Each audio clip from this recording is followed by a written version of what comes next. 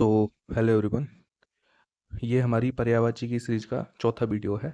और इससे पहले हम पारिभाषिक शब्दावली और विलोम शब्द की सीरीज ख़त्म कर चुके थे। और मैं बता देता हूँ कि हमारी जो हिंदी व्याकरण की सीरीज चल रही थी, जिसमें हम जो भी महत्वपूर्ण टॉपिक है जो राजस्थान की विभिन्न एग्जामों में आवश्यक है, वो सारे टॉपिक जो है धीरे धीरे कवर करते जाएंगे। तो ये इस हिसाब से हमारा तीसरा टॉपिक है, और ये तीसरे टॉपिक जो पर्यायवाची टॉपिक है उसका चौथा वीडियो है। तो बिना कुछ देरी किए पहले तो हम जो कल के जो पर्यायवाची थे उसमें कुछ महत्वपूर्ण शब्द थे उनको रिवाइज कर लेते हैं, फिर आज के वीडियो स्टार्ट करेंगे। प्रमेय बताया था मैंने आपको कि प्रमेय क्या होती है। प्रमेय एक चीज़ होती है जो कि स्वयं सिद्ध होती है, कोई भी थ्योरी, इसको थ्योरम बोलते हैं। इंग्लिश में देखें तो थ्योरम बोलते हैं। तो प्रमेय मतलब कोई स्वयं सिद्ध चीज़ या फिर प्रमाणित चीज़। ठीक है, तो प्रमाणित चीज़ होगी प्रमेय। अप्रमेय मतलब अप्रमाणित, तो बस वही है। अप्रमाणित, अबोध्य, अमान्य, अवैज्ञानिक, अमाप्य, अवैज्ञानिक, असीम। ठीक है। कयास मैंने पढ़ा था कि कयास को कैसे ध्यान रखना, कि अनुमान लगाना, कि भाई अनुमान लगाने का प्रयास करना। तो अनुमान लगाने का प्रयास करना मतलब कि कयास करना, अनुमान लगाना। ठीक है। अनुचित, अनुचित का कैसे समझाया था मैंने, बेजा से समझाया था कि भाई जो मतलब सही नहीं है। ठीक है, ये याद करने को बोला था मैंने आपको, कि और तो चीज़ याद हो जाएगी। मतलब कि नाजायज और बेजा को समझाया था कि बेजायज, तो बेजायज को शॉर्ट में बेजा बोलते हैं। ठीक है, तो अनुचित का है नाजायज या फिर बेजायज या फिर बेजा। ठीक है। अनुग्रह का कृपा बताया था। अनी मतलब कि जो तलवार की धार होती है उसको अनी बोलते हैं। अनार एक महत्वपूर्ण था, पर्यायवाची था, इसके याद करने को बोला था कि भाई शुक जहाँ भी आ जाए, तोता और दाडिम, दाडिम तो होता है अनार का पर्यायवाची। कैसे समझाया था कि भाई जब आप उल्टा करते हो अनार को तो कैसा लगता है कि जैसे कोई दाढ़ी वाला व्यक्ति है। ठीक है, ऐसा ही प्रतीत होता है वो। ठीक है, तो इस प्रकार से ये समझाया था कि दाडिम। ठीक है, तो जैसे ही दाडिम आया तो हमारे जो है तोते का पर्यायवाची भी हो गया, ये दाडिम प्रिय तोता, और सुख प्रिय अनार या फिर दाडिम। ठीक है, सुकोदन ऐसे समझाया था, सुख उदन, उदन का मतलब होता है खाना। ठीक है, तो सुकोदन हो गया। अदन, एक्चुअली अदन का अर्थ होता है। फिर यतीम समझाया था कि यतीम क्या होता है, कि कोई अनाथ व्यक्ति हो, अनाथ बच्चा होता है तो उसे यतीम बोलते हैं, उर्दू का लफ्ज़ है ये। गल्ला, शस्य, ये समझाया था कि हमारा जो राष्ट्रगीत है वहाँ पे आता है शस्य श्यामला मातरम, तो शस्य मतलब कि हरा, सॉरी अनाज, फसल, फसल को बोलते हैं शस्य। श्यामल का मतलब होता है हरा, हरी भरी फसल, एकदम गहरी हरी फसल को बोलते हैं। अनचिन्हा, चिन्हा का मतलब कि चाहा हुआ, तो अनचिन्हा, सॉरी चिन्हा का मतलब है मतलब चिन्हित नहीं हो कोई, तो अनचिन्हा हो गया। चिन्हा मतलब चिन्हित होना, अनचिन्हा मतलब अचिन्हित, तो अचिन्हित चीज ही तो अनजान होगी। कुत्सा, कुत्सा का मैंने आपको समझाया था कि कुत्सा क्या होता है, कोई निंदा को बोलते हैं कुत्सा, तो अधर्मी को बोलेंगे कुत्सित, निंदनीय व्यक्ति। ठीक है। रदपुट मैंने समझाया था कि रदन, धन, पुट, तो रदन का होता है दांत, पुट मतलब होता है आवरण, तो दांतों का आवरण मतलब अधर, होठ। ठीक है, तो ये कुछ कल के पर्यायवाची थे। आई होप आपने लिखे होंगे और आज के दिन इनको रिवाइज कर लिया होगा। अब हम चलते हैं आगे, और जो आज के पर्यायवाची है उनको स्टार्ट करते हैं। अभिजात, अब ये शब्द आपने बहुत सुना होगा, सबलाइम बोलते हैं इसको, और यदि हम इंग्लिश में जाए तो सबलाइम बोलते हैं। कि भाई सबलाइम भी बोलते हैं या फिर एलाइट भी बोलते हैं, एलाइट पर्सन, जैसे बोलते हैं ना भाई ये तो बड़ा एलाइट पर्सन है। जैसे अंबानी को बोलते हैं भाई एलाइट पर्सन है। एलाइट पर्सन मतलब कि एकदम हटके है, थोड़ा थोड़ा हटके, मतलब धन के रूप में हटके हो सकता है वो, व्यवहार के रूप में हटके हो सकता है। ठीक है, अपने चरित्र के रूप में हटके हो सकता है। एलाइट ऐसा नहीं है कि अभिजात सिर्फ धन से ही संबंधित होता है, नहीं, किसी भी तरह से संबंधित हो सकता है।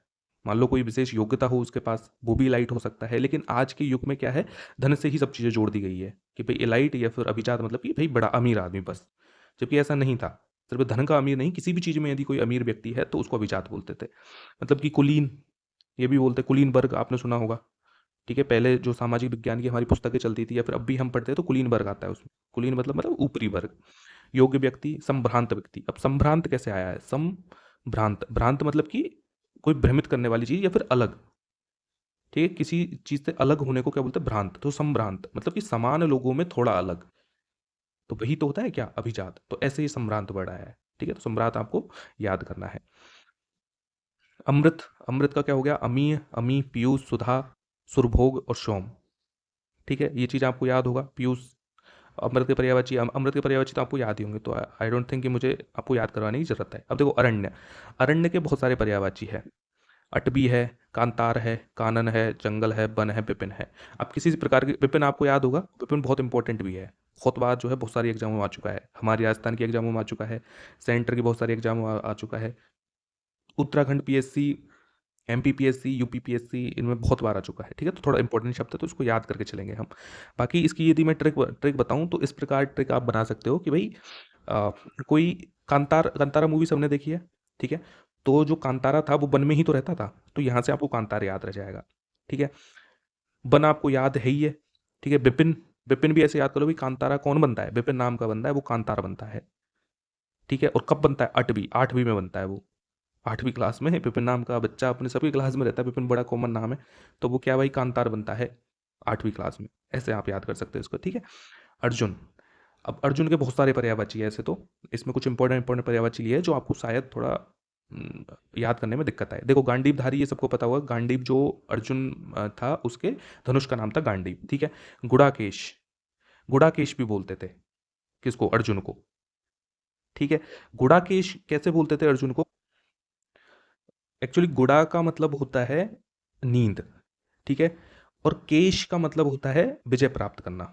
ठीक है, तो जिसने नींद पर विजय प्राप्त कर रखी हो, अर्थात तो जो हमेशा जो है एकदम जागृत अवस्था में हो, हमेशा सचेत अवस्था में हो, तो ऐसे जो है अर्जुन का नाम गुड़ाकेश पड़ा था, गुड़ाकेश।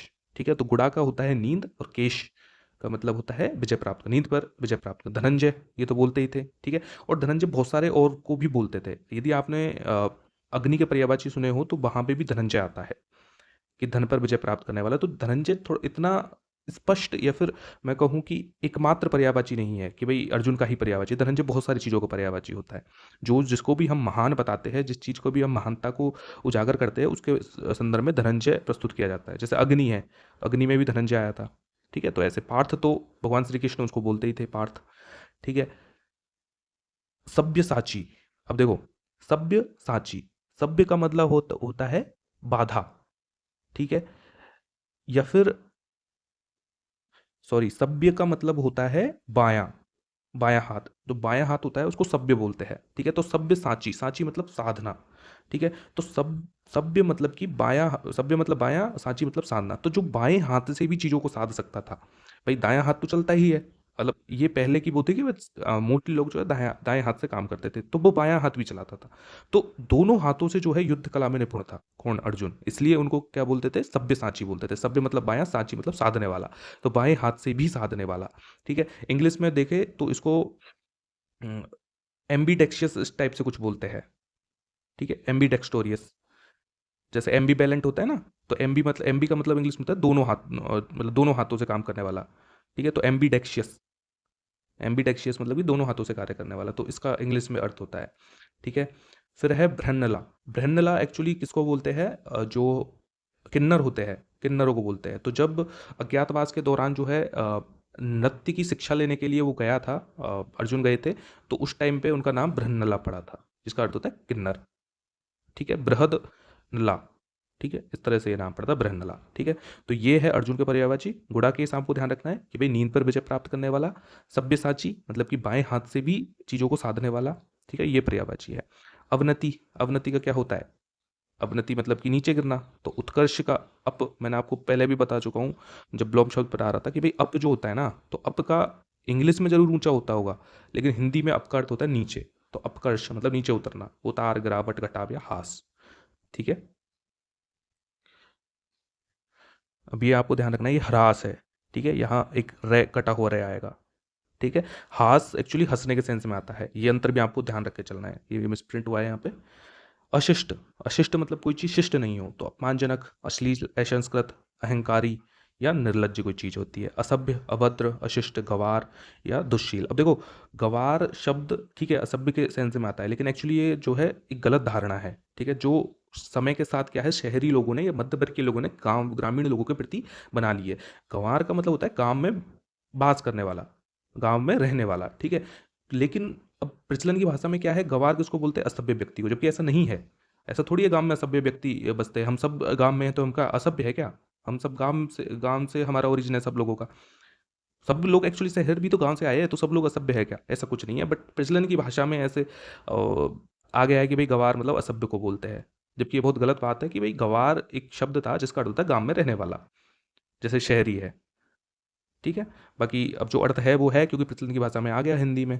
ठीक है, तो असभ्य लोगों को गंवार बोलते हैं, बाकी ऐसा है नहीं। ठीक है, असुर, असुर का होता है तमचर, तम मतलब अंधेरा, चर मतलब चलने वाला, दनुज, दनुज मतलब दानव से जन्मा, दानव दानव तो है ही है, दैत्य, निशाचर, निशा मतलब रात्रि, चरने वाला, रजनीचर, राक्षस या सुरारी। सुरारी क्या होता है? सुर, सुर मतलब कि क्या होता है? देवता, क्योंकि असुर दानव होते हैं। और अरि, अरि का मतलब होता है दुश्मन। अब अरि शब्द को आप याद कर लीजिए, बहुत बार आएगा, जैसे मुरारी, तो मूर्धन अरि। तो मुर नाम का क्या था? राक्षस था, जिसका शत्रु था कौन? कृष्ण भगवान जिसके शत्रु थे, इसलिए उनको मुरारी बोलते हैं। अस्त, अदृश्य, ओझल, गायब, तिरोहित और लुप्त। अब तिरोहित मैंने आपको बताया, तिरो का मतलब छुपने के सेंस में आता है, तो अस्त होना मतलब छुपना। ठीक है, अब मुझे आप रिकॉल करके कमेंट में मुझे बताइए कि तिरो का उल्टा क्या होता था। ठीक है, मैं बता दूंगा, और बहुत बार बता चुका हूँ कि तिरो का जो विपरीत है वो क्या होता है। लास्ट वीडियो में बताया था, इससे पहले विलोम शब्द भी 2-3 बार बता चुका हूँ, तो रिवाइज कीजिए आप। ठीक है, अहंकार, अहंकार का होता है गुमान, गरूर, घमंड, दंभ, दर्प, मद। ठीक है, आँख, अब देखो आँख के पर्यायवाची थोड़े इंपॉर्टेंट हो जाते हैं। उसका रीजन ये है कि एक तो बहुत कॉमन है और बहुत ज़्यादा आते हैं। अक्ष है, अक्षी है, ये आपको याद करना पड़ेगा। ठीक है, अक्ष है और अक्षी है। जैसे इंद्र देवता को या फिर भगवान, किसी भी भगवान को सहस्त्राक्षी बोलते हैं। सहस्त्राक्षी, सहस्त्राक्ष मतलब 1000 आंखों वाला। ठीक है, तो ये अक्ष, अक्षी, चक्षु, चक्षु नेत्र को बोलते हैं चश्म। अब चश्म भी बोलते हैं कैसे? यदि आपने एक एक फ्रेज सुना हो तो चश्मे बद्दूर। ठीक है, अब सबको पता होगा, लेकिन मोस्टली लोगों को अर्थ नहीं पता होगा। चश्मे बद्दूर, बद्दूर। ठीक है, चश्मे बद्दूर का मतलब होता है चश्म, मतलब कि नजर, ए बद्दूर बुरी नजर। ठीक है, तो बुरी नजर को बोलते हैं चश्मे बद्दूर।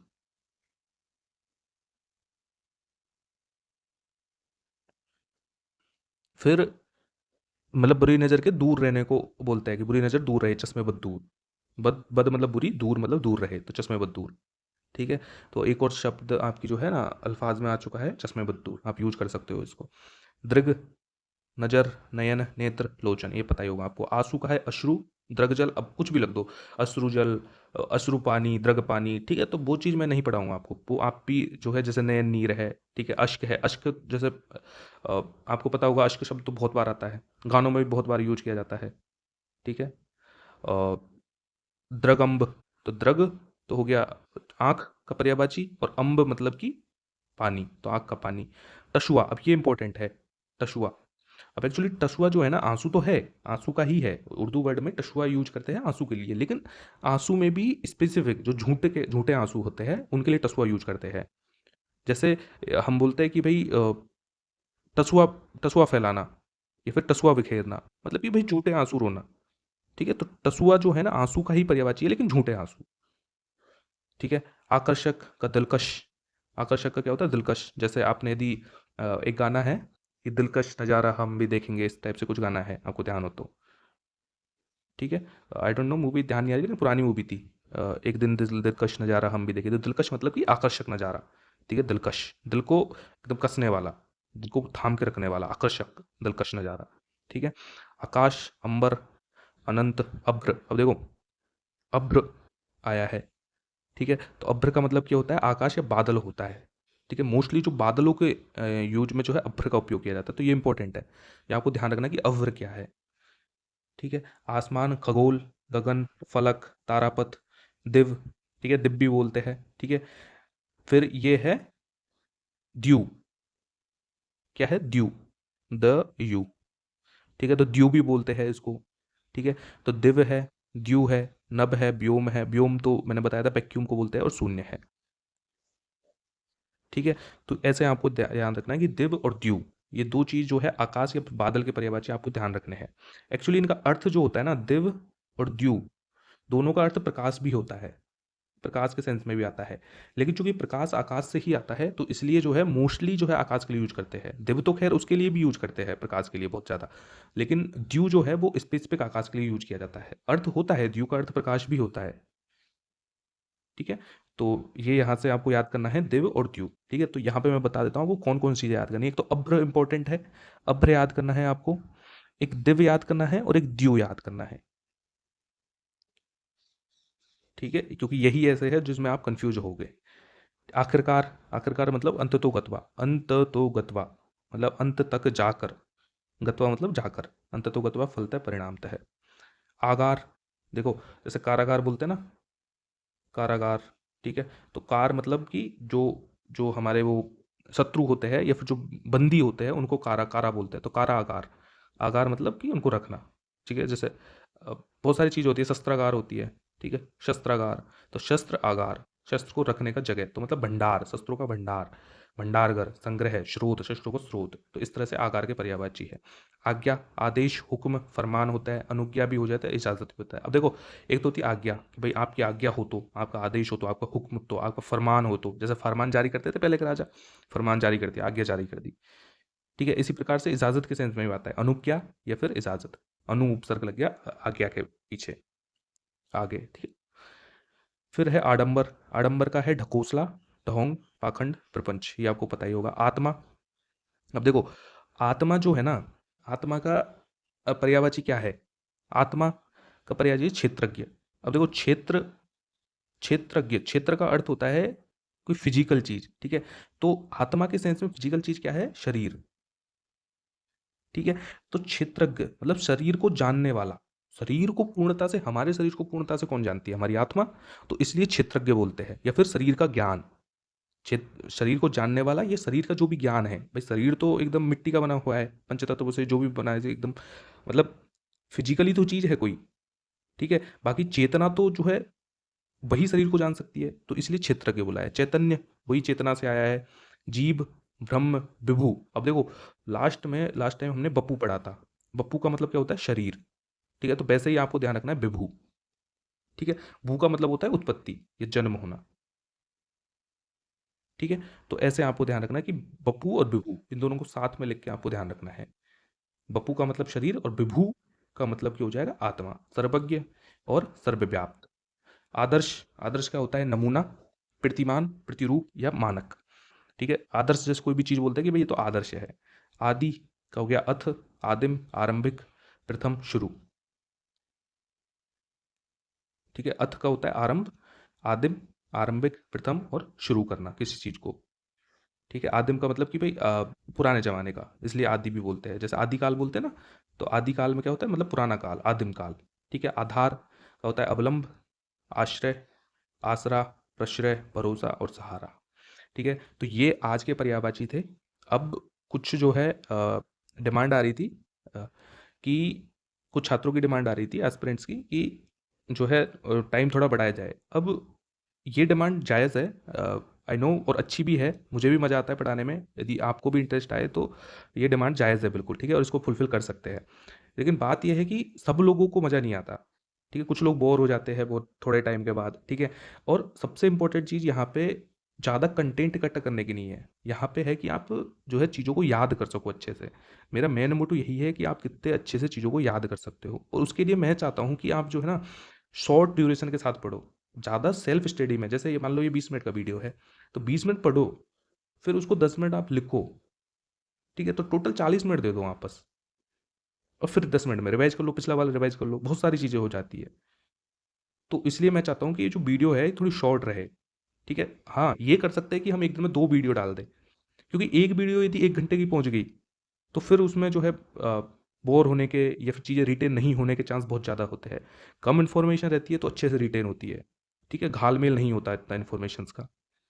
ठीक है, तो इसीलिए जो है या तो मैं ऐसे करूँगा कि दिन में 2 वीडियो डाल दी जाएगी, ताकि आपको सिलेबस की ही तो चिंता है, तो सिलेबस तो वो वैसे तो मैं खुद गारंटी ले रहा हूँ, बट गारंटी मैं इसलिए नहीं कह सकता क्योंकि भाई कोई भरोसा नहीं है कि कभी भी कुछ भी हो सकता है, जीवन है आखिरकार। ठीक है, तो भरोसा तो, गारंटी तो मैं नहीं लूँगा, लेकिन फिर भी मैं आपको भरोसा दिला सकता हूँ कि भाई मैं एसआई के 1 या 2 महीने पहले तक आपका सिलेबस कंप्लीट करवा दूँगा। हिंदी का, हिंदी की गारंटी मैं, मतलब हिंदी के बारे में बोलूँ तो।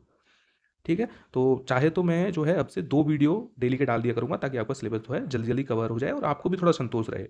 और अल्टीमेटली संतोष ही सबसे बड़ी चीज़ है। ठीक है, कोई कितना भी कर दो, जब तक आपको खुद से सैटिस्फैक्शन नहीं आएगा, और वही तो है। इसीलिए मैं ये सीरीज़ लेके आया था कि भाई चीज़ें आपको याद हो, आपको कॉन्फिडेंस आए, और कॉन्फिडेंस के साथ आप एग्ज़ाम में उतरो और अच्छे से क्वेश्चंस को करो। ठीक है? तो देखते हैं किस प्रकार से चलता है। या तो मैं वीडियो लेंथी करूँगा, एक ही वीडियो को लेंथी करूँगा, या फिर 2 वीडियोज़ डाला करूँगा। ठीक है? तो मिलते हैं अगले वीडियो में। आप तब तक इनको रिवाइज़ करते रहिए। Thank you.